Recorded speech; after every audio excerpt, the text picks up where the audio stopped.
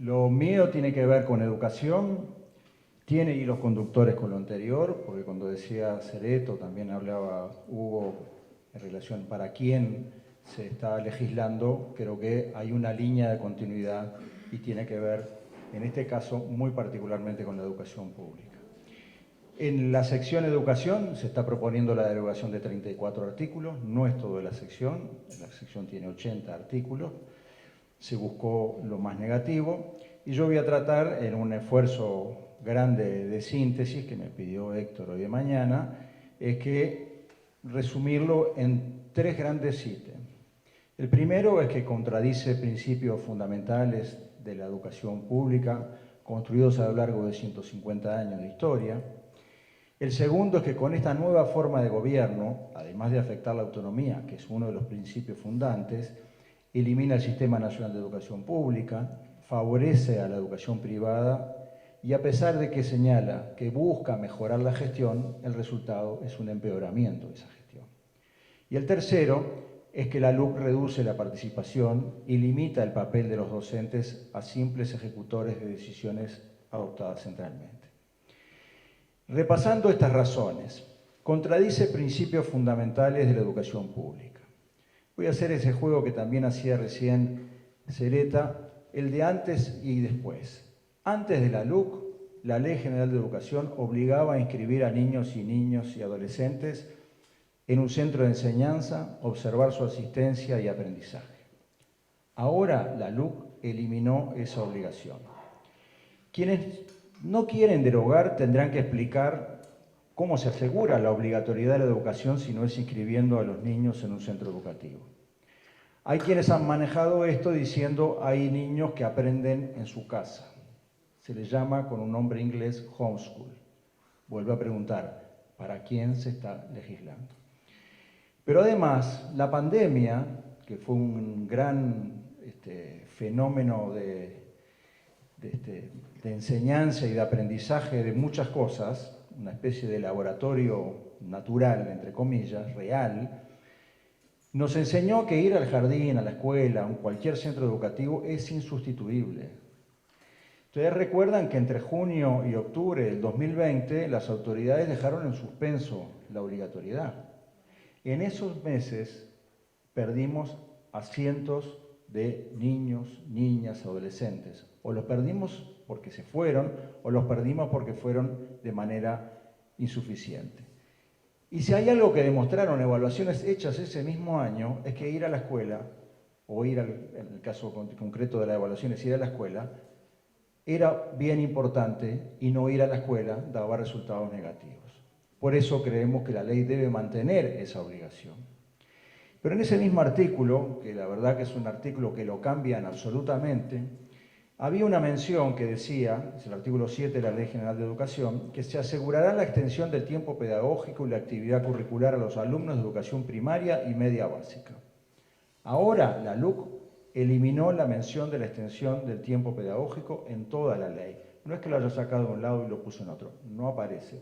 Como por ejemplo apareció lo de educación media básica y superior, que creo que es un error quitarlo y que da una señal equivocada, pero en este caso no aparece en ningún lado. Y esta no es una política que haya inventado el gobierno del Frente Amplio, se remonta a la CIDE en los años 60, fue promovida en los 90, y es cierto que el gran salto se dio entre el 2005 y el 2019, donde se triplicó la matrícula, se triplicaron la cantidad de centros, se crearon los primeros 43 liceos de tiempo extendido y 24 centros asociados de UTU vinculados a una escuela. Aquí también tendrán que explicar quienes quieren mantener esta ley cuál es la razón de no incluir la extensión del tiempo pedagógico, que es imprescindible para ofrecer una educación integral y de calidad, con educación física, con idiomas, con tecnología, con artes, que se fueron incluyendo, que debieran incluirse más en el futuro. En este punto, y por último, insisto, hay otros aspectos que uno podría señalar.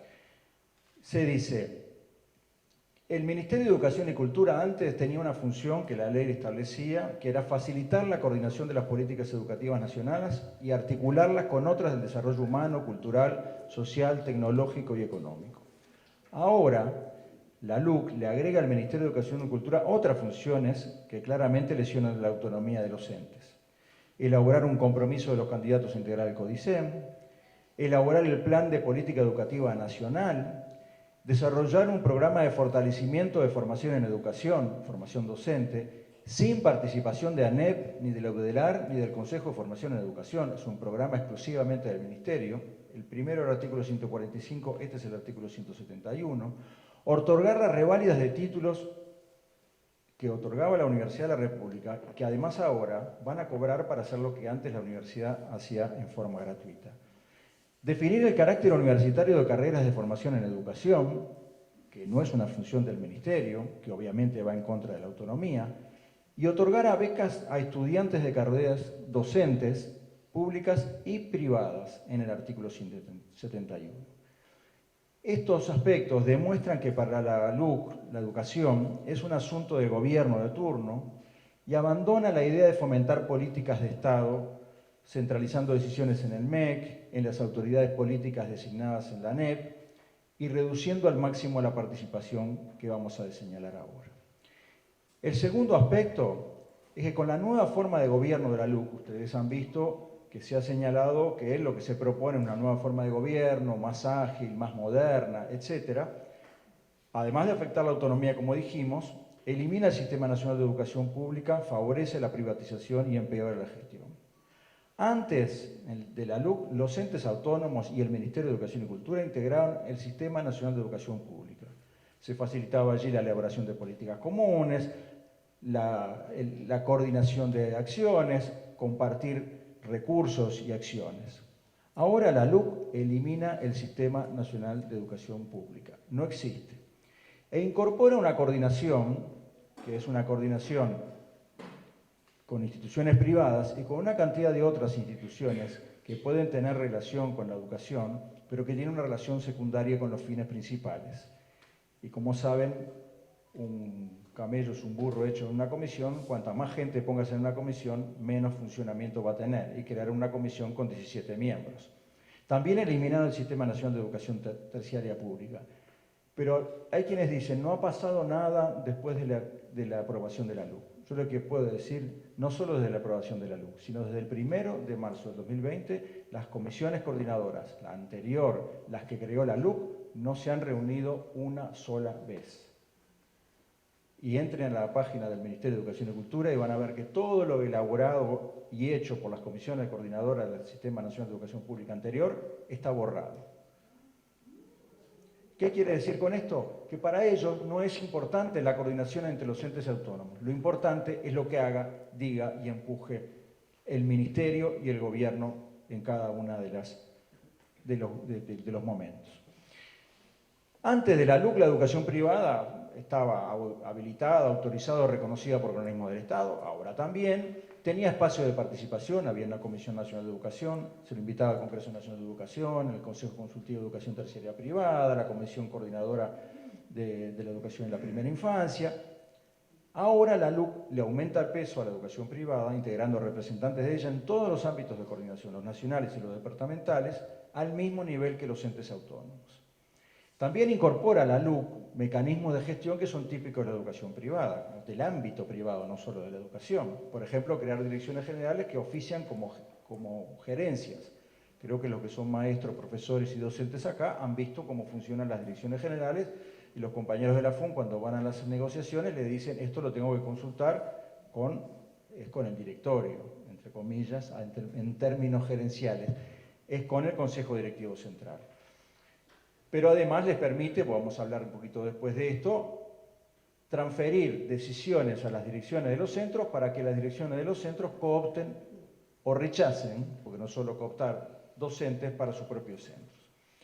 Y además, que es un aspecto que a mí me parece de las más graves, permite que dineros públicos bequen a estudiantes de formación docente, esto lo dice el artículo 171, del ámbito privado. Dice, premiar a aquellos estudiantes que participen en programas de formación en educación de carácter universitario, y hoy esos programas son exclusivamente privados.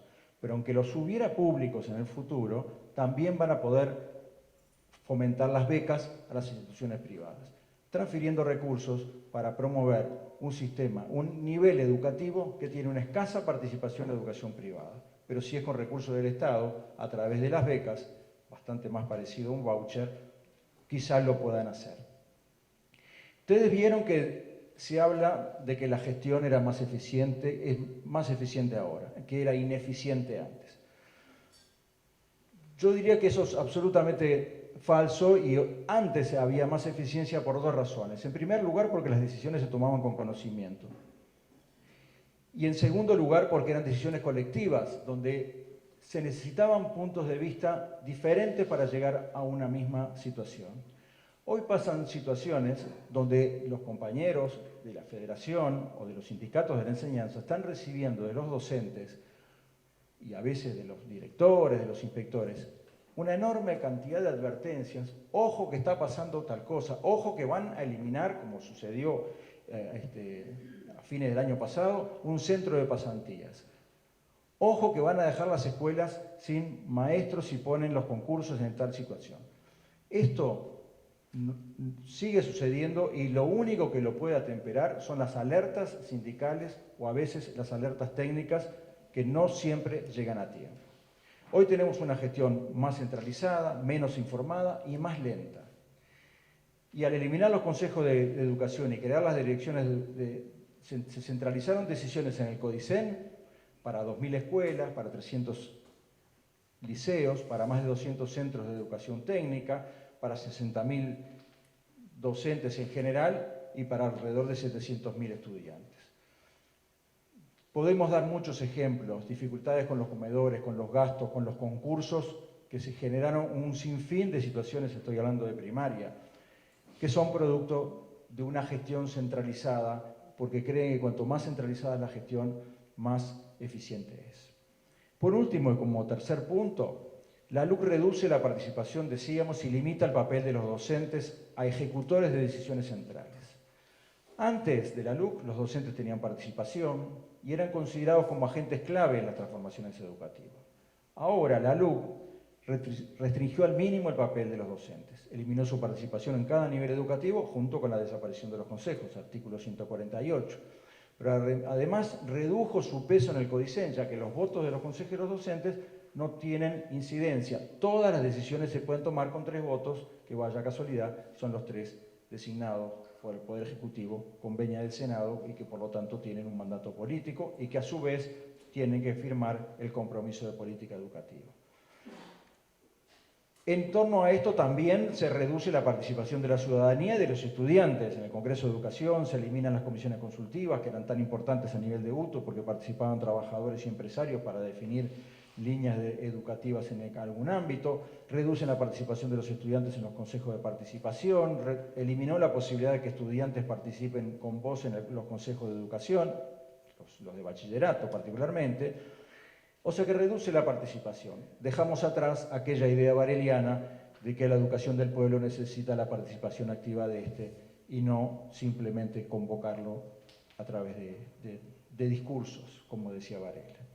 En segundo lugar, antes de la LUC, para ser consejero del CODICEN o Consejo de Educación, había que haber tenido actuación o ejercido la docencia en la educación pública. Así fue, obviamente en forma exclusiva en la Ley General de Educación, pero ninguna ley de educación anterior dejó de exigirle a que alguno de los integrantes del CODICEN fuera docente o tuviera ejercicio en la educación pública. Esta ley se lo elimina para todos. Es más, para ser director general en alguno de los niveles de educación inicial y primaria, secundaria o técnico profesional, no hay ningún tipo de exigencias. ¿Será esto también un ámbito para el reparto de cargos y de atender favores? ¿Dónde queda la idea bareliana de preservar a la escuela de los fragores de la política? Antes de la LUC, los docentes accedían, se trasladaban, ascendían por concurso, por llamados a aspiraciones y con mecanismos transparentes establecidos en el Estatuto Docente. Ahora la LUC habilita la creación de regímenes especiales que oficiarían como estatutos o reglas paralelas que se aplicarían en función de metas de política educativa. No se sabe, pueden ser bajar menos repetición, mejores calificaciones, no se sabe cuáles serían esas metas. o de compromiso con una metodología de trabajo, establecida por quién, seguramente por un director. Esto está establecido en el artículo 193, que faculta además a delegar esta competencia a las direcciones de los centros educativos. Y estas evaluaciones de los directores de los centros no solo influiría en que un docente se mantenga o cambie de escuela, sino también que mantenga o cambie una compensación económica, que también es un derecho que tienen los docentes. Obviamente es un mecanismo que abre las puertas a la discrecionalidad, al amiguismo y la inestabilidad, porque ¿qué pasa cuando cambia un director? ¿Qué pasa cuando uno no sabe si va a seguir o no en esa escuela? La verdad es que esto es un retroceso muy grande de aplicarse, porque entraríamos en situaciones que viven otros países de la América Latina, que para acceder a los cargos hay que cumplir con algún favor y no con capacidades demostradas. Y hay muchos ejemplos, incluso hasta de compra de cargos en algunos países hermanos.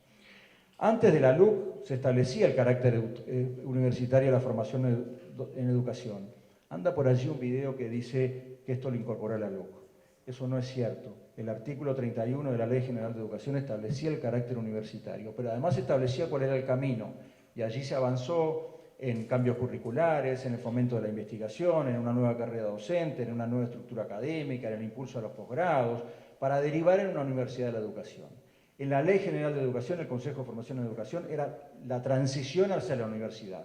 Ahora la Ley General de Educación es la estación final y le deja al Ministerio de Educación y Cultura las potestades para decir quién es universitario y quién no. Con el agregado que la reglamentación, hay que ver siempre cómo reglamentan para ver las verdaderas intenciones, establece que será por sede y por carrera. Quiere decir que habrá estudiantes de magisterio que por estudiar en una carrera, en una sede, tendrán título universitario y podrá haber otros que no, o de profesorado o de lo que fuera. Y esto está en el decreto 338 del 2020. Por lo tanto, la LUC cierra las posibilidades a una institución universitaria, fragmenta el sistema y fomenta la formación en educación privada al premiar con becas a sus estudiantes. Que dicho sea de paso, esos mismos dineros podrían estar fortaleciendo el sistema de becas ya existente. Para terminar, antes de la LUC, la educación había tenido avances innegables. Comprobado por una encuesta reciente, Héctor la citabas en un artículo que va a ser publicado dentro de unos días, donde el 85%, alrededor del 85% de las personas dicen estar conformes con la educación. Porque hay más estudiantes en todas las edades, no es cierto que haya menos estudiantes, siguen estudiando por más tiempo, en diversidad de ofertas. Lo que sucede es que la LUC es producto de una larga e infundada campaña de desprestigio de la educación pública, que no es de ahora, que es de muchos años atrás. Y no es cierto lo que dice también un cuarentecito, que ha habido un retroceso en la educación. No hay ningún indicador donde diga que haya habido un retroceso. Que no quiere decir no reconocer problemas, como por ejemplo la baja tasa de egreso o las inequidades en los aprendizajes. Pero ni siquiera en esos indicadores hay retrocesos, sino que puede haber estancamiento en los aprendizajes o incluso avances insuficientes en el egreso. La LUC, por lo tanto, no reconoce los logros, frena los avances y no ayuda a resolver los problemas que hay en la educación. Y para terminar, voy a lo que decían particularmente Barreto, pero también lo decía Sereta. Es probable, o mejor dicho, casi ninguno de estos artículos ha sido aplicado, pero puede ser aplicado. Seguramente no fue aplicado porque se recogieron 800.000 firmas y estarán esperando a ver el resultado del referéndum. Pero es muy probable que si el resultado del referéndum los avala, el resultado sea su aplicación.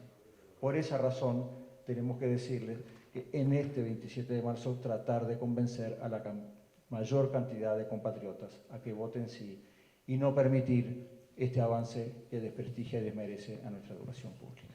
Muchas gracias.